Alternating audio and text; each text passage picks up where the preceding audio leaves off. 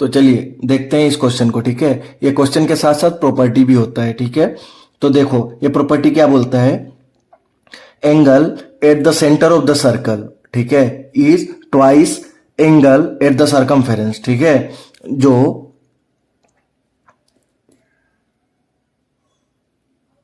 ठीक है, चलो देखो, तो जो ये एंगल होता है ना सेंटर पे, ठीक है, ये क्या होता है, ट्वाइस ऑफ ये एंगल जो सरकमफेरेंस पे है, ठीक है। ये प्रॉपर्टी के अकॉर्डिंग यही होता है, ठीक है।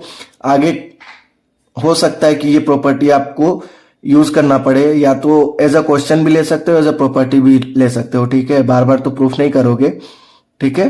तो ये एक लाइन लिखकर उस क्वेश्चन में ये प्रॉपर्टी यूज कर सकते हो, ठीक है।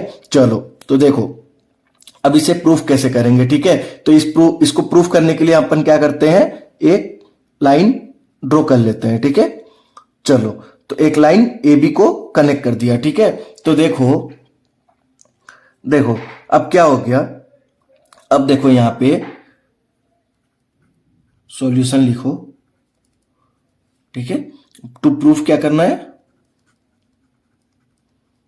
क्या करना है, twice angle A C B equal to angle A O B, fine, ठीक है। चलो ठीक है, अब देखो अब क्या देखना है कि एंगल, देखो ये इन ट्राइंगल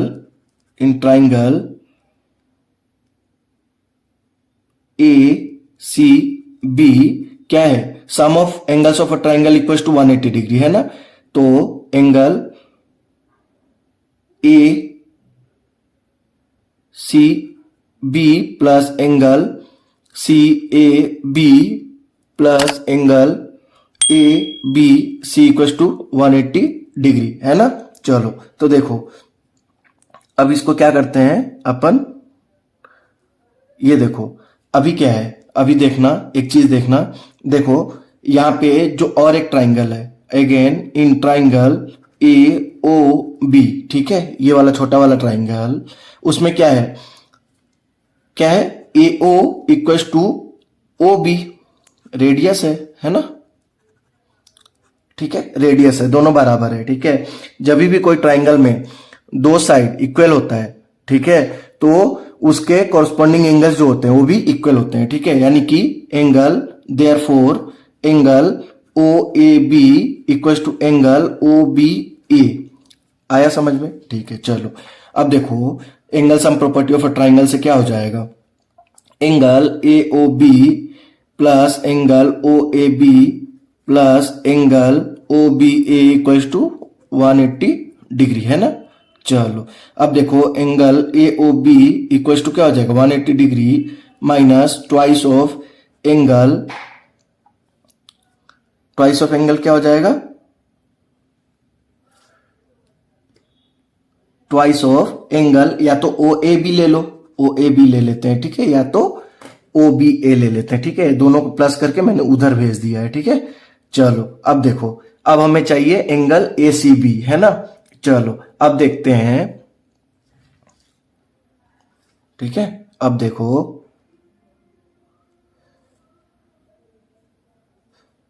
ये दोनों लाइन को भी अपन कनेक्ट कर देते हैं, ठीक है,